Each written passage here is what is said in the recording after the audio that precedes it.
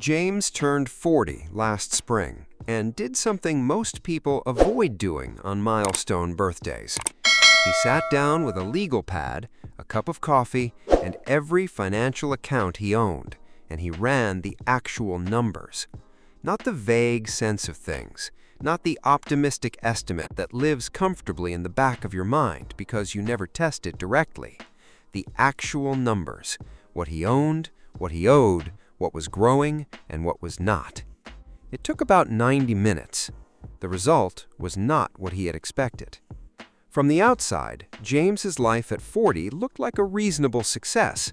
A house in a good school district, a car that was new enough not to be embarrassing, a career that had climbed steadily through his 30s, 2 kids in good health, a social circle where nobody asked uncomfortable questions at dinner because everyone was quietly in the same place and quietly agreed not to look too closely. From the inside, on the legal pad, the picture was different. The retirement account was smaller than the benchmark by a significant margin. The emergency fund was technically present but would not survive 3 months if the income stopped. The credit card carried a balance that had been there in various amounts for most of his adult life. The net worth number, everything owned minus everything owed, was lower than he had told himself it would be by this point. James was not failing by any conventional measure. He was behind by the only measure that actually matters, the math of where he needed to be to retire with dignity and without being financially dependent on his children.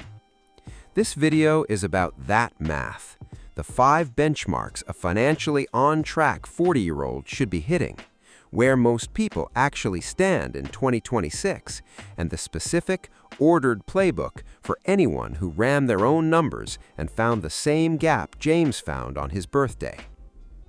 The first benchmark is retirement savings at 3 times your annual salary. Fidelity, which manages retirement accounts for tens of millions of Americans, publishes a savings multiplier guideline that has become the standard benchmark in financial planning. By 40, the target is 3 times your gross annual income sitting in retirement accounts. For someone earning the median annual income in their late 30s and early 40s, approximately $72,000, that translates to $216,000 accumulated in 401ks, IRAs, and any other retirement vehicles combined. The actual median balance for 40-year-olds in 2026 sits somewhere between $60,000 and $90,000, depending on which data set you consult. Not $216,000, not even close. The benchmark says 3 times salary. Most people have accumulated less than 1 time, and the gap compounds with every passing year that it goes unaddressed. The second benchmark is a genuine emergency fund covering 6 months of essential expenses. Essential expenses for a typical 40-year-old household, housing, utilities, food, insurance, transportation, and basic childcare, if applicable, run approximately $5,000 to $6,000 monthly. 6 months of coverage is $30,000 to $36,000 sitting in a high-yield savings account, earning meaningful interest, untouched, available within 48 hours if life requires it. According to current emergency savings data, the median American adult has approximately $5,000 set aside, not $30,000, $5,000. 1 transmission failure, 1 medical event, 1 unexpected job loss away from credit card debt. The third benchmark is consumer debt either eliminated or on a fixed and aggressive payoff timeline. Student loans should be in their final phase or gone. Credit card balances should be at 0, paid in full monthly, without exception. Auto loans should be the only consumer debt present, and even those should be on vehicles the owner plans to drive past 150,000 miles, rather than trading every 3 years. The reality in 2026 is that Americans in their early 40s carry the highest per capita non-mortgage debt burden of any age group in the country. Much of it is credit card debt sitting at interest rates above 20%, debt that is actively fighting every dollar directed toward retirement savings. The fourth benchmark is clarity about income. Specifically, which skill or asset is generating most of it, how exposed that skill is to replacement, and what the plan is to deepen or diversify it before the peak earning window closes. Median wages typically peak somewhere in the mid-40s to early 50s before plateauing and eventually declining. This is the window. The on-track 40-year-old knows which of their skills commands the highest market price, has a clear read on whether that skill is becoming more or less valuable in their industry, and has begun either deepening the skill, building adjacent capabilities, or constructing a secondary income stream that does not depend on the primary employer. The fifth benchmark is an automated investment system that operates without requiring constant attention or decisions. Not a spreadsheet reviewed once a year, not a collection of good intentions about what will be done differently next quarter. An actual automated system. Retirement contributions set and increasing annually. A Roth IRA funded on a scheduled monthly transfer. Taxable investment contributions moving automatically, emergency fund replenishments triggered by predetermined thresholds. The on-track 40-year-old does not decide each month whether to invest. The decision was made once, automated, and now runs whether the human is paying attention or not. The median net worth for American households between the ages of 35 and 44 is approximately $135,000. That figure includes home equity, retirement accounts, vehicles, savings, and every other asset, minus every debt. Half of all American households in this age range have less than that number to their name. The average for the same group is substantially higher, somewhere around $550,000, but the average is pulled dramatically upward by a small number of households with very large net worths. The average tells you very little about what is actually typical. The median is the honest number. Being behind at 40 is not a personal moral failure. It is the statistical norm in 2026.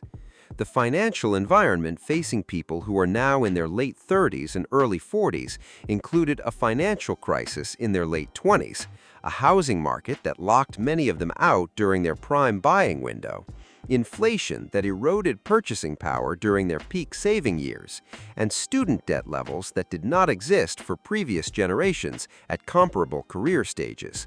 The deck was genuinely more difficult than it was for the generation before them. But the honest acknowledgement that the environment was harder does not change the math of what retirement requires. The math does not adjust for unfavorable conditions. It only responds to what is actually saved, invested, and compounding. The catch-up playbook for someone at 40 who is behind the benchmarks is not complicated. It is sequential. Each step builds the foundation for the next, and starting in the right order produces results faster than attacking everything simultaneously. The first move is the one with the lowest friction and the fastest visible result. Move savings into a high-yield account immediately. The national average savings account rate in 2026 is less than 0.5% annually. The top high-yield savings accounts are paying between 4 and 5% APY. On a $20,000 emergency fund, that difference represents roughly $900 per year earned on money that was already there, requiring no additional effort, no risk, and 15 minutes of setup online. This is the most efficient 15 minutes of financial work most people will do all year, and most people have not done it. The second move is maximizing retirement contributions to the limit the 2026 tax code allows. The 401k employee contribution limit climbed to $24,500 this year. The IRA contribution limit reached $7,500. These are the highest limits in the history of these accounts. Someone who has been contributing well below these limits has been leaving tax-advantaged compounding on the table every year they undercontributed. The goal is to increase contributions to the maximum sustainable level immediately, even if reaching the full limit takes several months of adjustment. The third move is eliminating consumer debt above 8% interest using the avalanche method. Any dollar sitting on a credit card at 22% interest is losing a race, badly and consistently, against any dollar that could be invested at 7%. The avalanche method means making minimum payments on all debts and directing every available additional dollar toward the highest interest balance first. When that balance reaches zero, the payments that had been going to it roll directly into the next highest interest balance. The method is not emotionally satisfying in the way that small wins can be, but it is mathematically optimal, and it produces results faster than any alternative. The fourth move is running a complete audit of every recurring charge in the last 6 months of bank and credit card statements. James did this audit 2 weeks after his birthday. He found a gym membership he had not visited since the previous October, 2 streaming services he had forgotten were still running, a premium software subscription from a freelance project that had ended 14 months earlier, and a cloud storage upgrade he no longer needed. The combined monthly total was $94, annualized $1,128. Over 25 years at 7% returns, that $1,100 per year compounds to approximately $75,000 from canceling subscriptions he was not using. The fifth move is an honest reassessment of the housing situation. For anyone who locked in a mortgage below 4% between 2020 and 2022, the house is likely the single most valuable financial asset they own. Not because of the equity, but because of the rate. The single most important thing to do with a sub-4% mortgage is leave it completely alone. Do not refinance, do not tap the equity for renovations, do not sell to upgrade. The rate is an irreplaceable asset that cannot be recreated at current market conditions. For anyone who bought after early 2022 at rates above 6%, the math requires a more honest conversation about whether the current house is the right house for the long-term financial plan, or whether the payment is consuming resources that should be building retirement security. The sixth move is a complete insurance audit. Most 40-year-olds are either underinsured on term life and disability, carrying a whole life policy that is significantly underperforming what the same premium would generate in a term plus Roth IRA structure, or paying auto insurance premiums calibrated to deductibles that have not been reviewed since the policy was opened. Pull every policy, compare every rate. The afternoon spent on insurance optimization consistently produces monthly savings that continue automatically for years. The seventh move is deliberate income growth. The 40s are the peak earning decade for most people. Skills have compounded, reputations have built, networks have formed.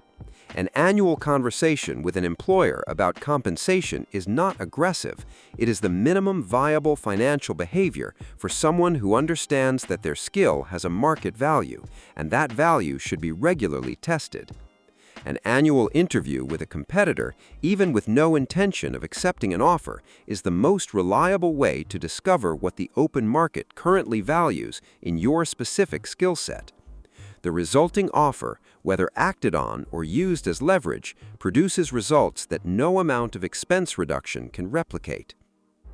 The eighth move is opening a Roth IRA if one is not already in place, and beginning the Roth conversion conversation if the existing retirement savings are heavily concentrated in pre-tax accounts.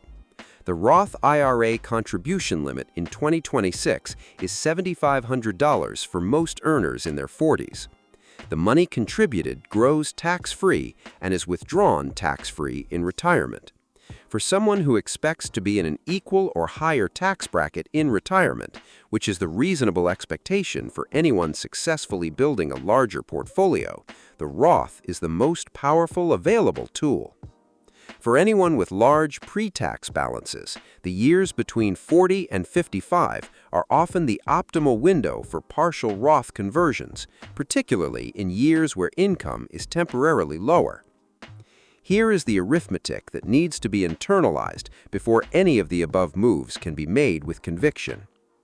A 40-year-old starting with $50,000 in retirement accounts and contributing $1,500 monthly into accounts earning 7% annually will arrive at 65 with approximately $1.5 million. At $2,000 monthly, the number climbs to just under $2 million. At the maximum 2026 contribution rate of approximately $2,040 monthly, the result is just under $2 million before accounting for employer matching, before accounting for catch-up contributions that open at age 50, and before accounting for the fact that contribution limits will almost certainly continue rising in subsequent years. 25 years is not too short for compounding to do meaningful work. It is, however, short enough that the first 5 years of that window matter disproportionately. A dollar invested at 40 becomes approximately $6 by 65. A dollar invested at 50 becomes approximately 2.5. The cost of waiting is not linear, it is multiplicative. Every year of delay narrows the window and reduces the compounding benefit of every future dollar contributed. James, 6 months after his legal pad birthday, has started 3 of the 8 moves in the catch-up playbook. The high-yield account is open and fully funded. The retirement contribution has been increased to the maximum sustainable level given current cash flow. The subscription audit is complete, and $1,100 per year has been redirected to the investment account. He has not fixed everything. He is not on the benchmark yet, but the direction has changed, and in personal finance, changing the direction is more than half the work. The rest is consistency and time, 2 things that remain available at 40 in quantities large enough to matter. The dinner table in 6 years will have the same people around it. The same conversations will start. Someone will mention a number they're proud of.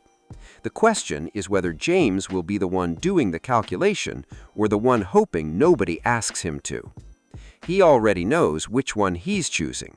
The only question for anyone watching this is which one they're choosing. The math is patient. The clock is not. Pick a move from the playbook. Open a tab. Do it before this video ends.